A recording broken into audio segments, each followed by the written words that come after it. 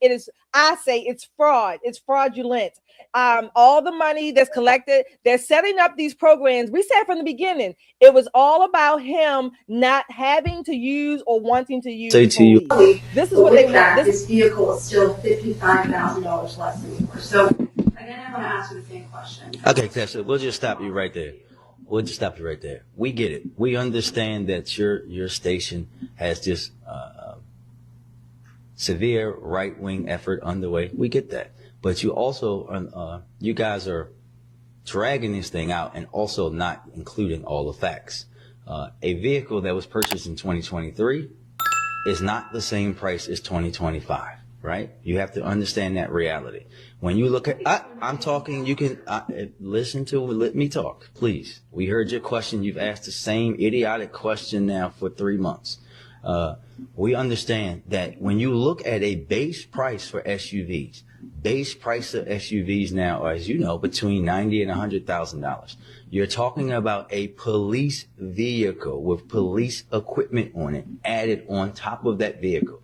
It's very simple. And when you look at, these are not astronomical costs, right? You guys in your station in particular would never ask the president of the United States how much the beast costs. You wouldn't do that.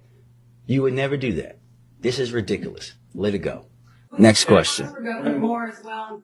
His car costs about $78,000 to $80,000 that he drives across the state. Governor Hogan's car costs $70,000 now. Again, that was bought when he was state. That's a long time ago. And I also would, well, you looked at, I understand that. I did answer the question. Just because you didn't get the answer that you wanted in your racist slant, there's one thing. But what I will say to you, Brandon Scott took office in late December of 2020. I showed you that report right there, which was of 2022. And as you could see by this homicide chart, during the first 2 years that he was in office, 2021 and 2022, homicides didn't improve at all. They were still absolutely terrible in every possible way. And by the way, for everybody who's trying to blame the pandemic, I will just point out that it is clearly the Freddie Gray effect, the Black Lives Matter effect, as the increase in homicide to all-time highs in the city of Baltimore dates back to 2015, not 2020. So obviously, it is not Brandon Scott. He had 2 years on his own with District Attorney Marilyn Mosby, or technically State's Attorney,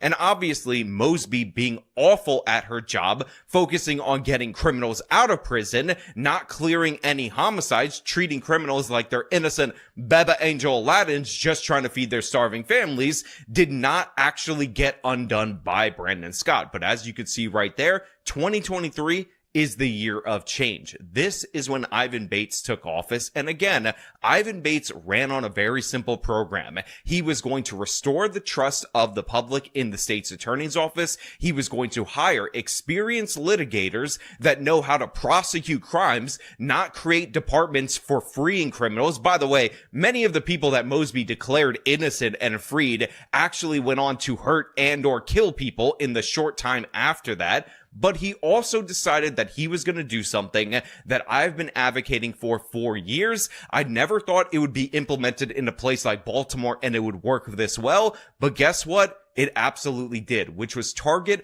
the core group of criminals, the repeat offenders who are constantly committing crimes, specifically those who are committing gun crimes, for prosecution.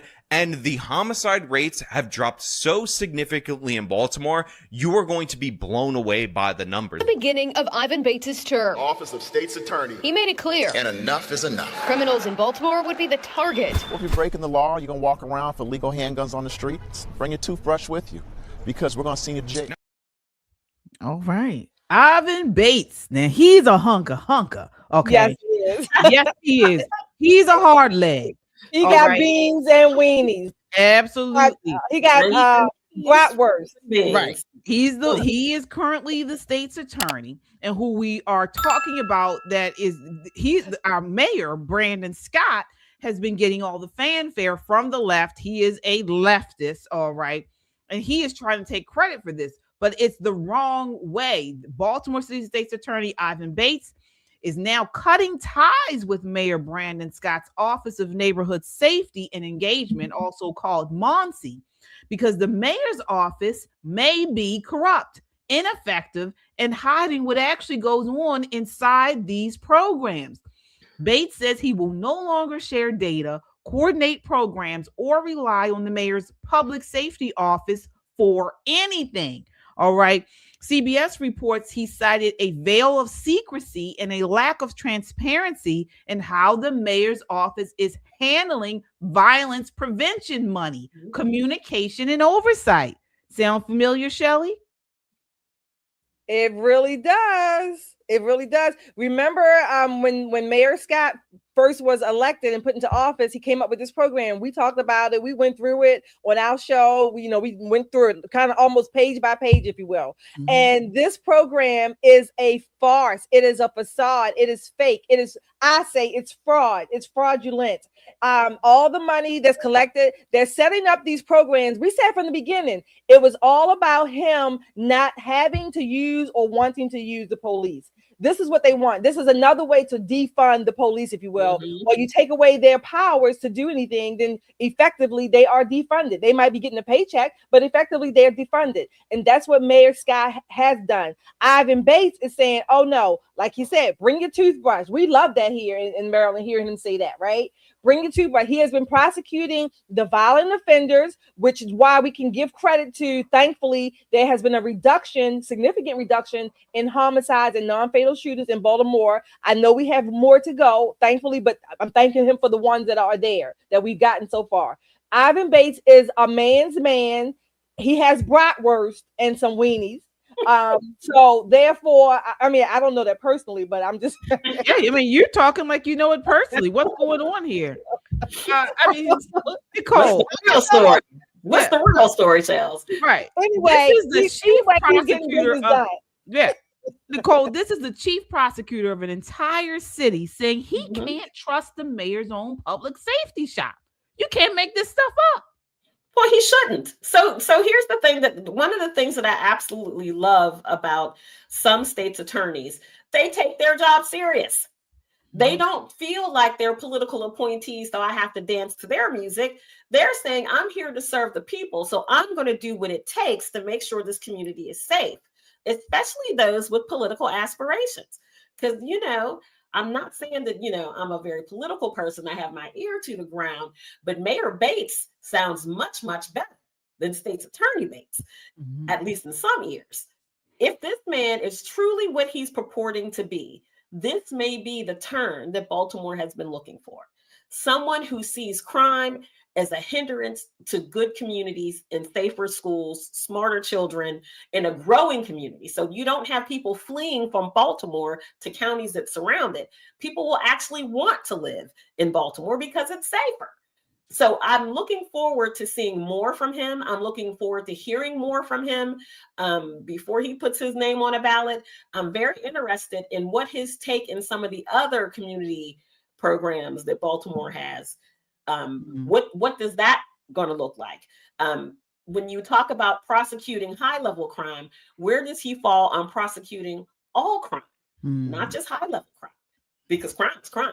I mean, if somebody knocks you on the head and takes your wallet, it doesn't make you any less broke. You know what I'm saying? Just because you weren't shot or stabbed doesn't make a big difference. I need to know really what he's looking at. But I think it's a step in the right direction. Like Shelley said, it's a vast improvement over Marilyn Mosby. So I am very happy to see him take a step away from the mayor and say, no, I'm going to do what I'm supposed to be doing. All right. And so ladies in chat, let's connect the dots. So DC police are manipulating crime data. Baltimore's top prosecutors severing ties with a potentially corrupt mayor's public safety office. So what we're witnessing is a collapse of institutional trust inside Democrat-run cities. Not from conservatives, not from Republicans, but from their own law enforcement officials. So Democrat governance has become a dysfunctional, chaotic place that even their own prosecutors and police chiefs can't work together or tell the truth about crime. We got a real situation here, folks. Absolutely.